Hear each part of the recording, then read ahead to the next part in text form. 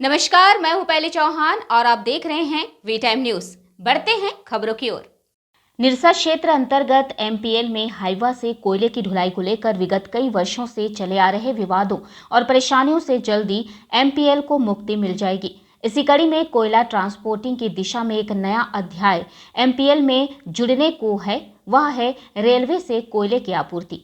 MPL बनने के बाद उसमें लगने वाले कोयले की ढुलाई शुरू से ही एमपीएल हाइवा के माध्यम से करता आ रहा है, जिससे कंपनी को कई तरह की समस्याओं से रूबरू हर दिन होना पड़ता है, जिसमें अब विगत कई वर्षों से रेलवे ट्रैक का निर्माण काफी जोर शोर से करवाया जा रहा था, जिस पर अब बहुत जल्द रेलवे ट्रैक पर कोयला लेकर दौड़ती रेलगाड़ियां एमपीएल की तरफ नजर आएंगी।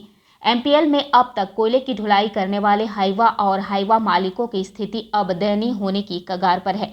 उनकी गाड़ियां और उनके रोजगार को लेकर आगे बहुत समस्याएं होंगी। इन्हीं सब आगामी समस्याओं को देखते हुए बुधवार की सुबह निरसा हाइवा स्वावलंबी समिति के बैनर तले एसोसिएशन के सैकड़ों की संख्या में पहुंचे सदस्यों ने एक स्वर में एमपीएल में रेलवे से कोयले की ढुलाई से होने वाली बेरोजगारी का विरोध किया और सिंदरी स्थित अपने कार्यालय से एक पैदल मार्च निकालकर पांड्रा स्थित रेलवे के पुल तक गए और रेलवे ट्रैक पर खड़े होकर विरोध प्रदर्शन किया।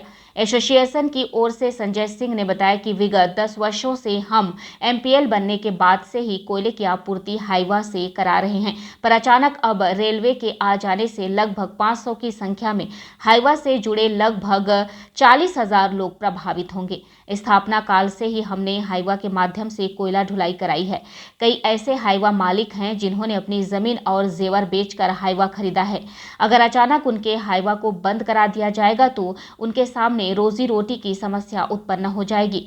हम एमपीएल प्रबंधन से मांग करते हैं कि कुछ कोयले की आपूर्ति में लगभग 70% हाइवा के माध्यम से ही कराया जाए और इसको लेकर जल्द ही एमपीएल प्रबंधन हाइवा मालिकों के साथ बैठक कर लिखित रूप में आश्वासन दे, नहीं तो धरना प्रदर्शन और विरोध प्रदर्शन आगे भी जारी रहेगा। सीधे तौर पे पूछिएगा तो आज के दिन में निरसा विधानसभा में अगर किसी तरह का कोई रोजगार है वो तो एमपीएल में कोयला ढुलाने में जितने भी हाइवा लगा हुआ है लगभग 45 से 50 हज़ार लोग डायरेक्ट इनडायरेक्ट सीधे इन्वॉल्व है।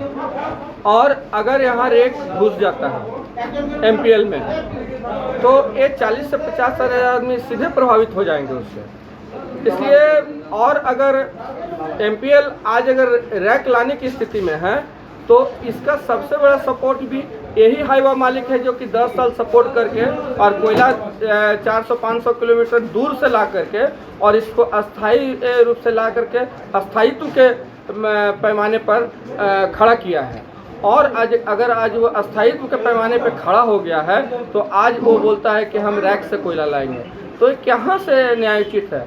हम तो प्लांट को बोलते हैं कि या राज्य सरकार हो या जिला प्रशासन हो या निरसा प्रशासन हो, तीसरे को जज की भूमिका में रख करके और मेरा भी बात सुने कि मेरा डिमांड जायज़ है कि नहीं है।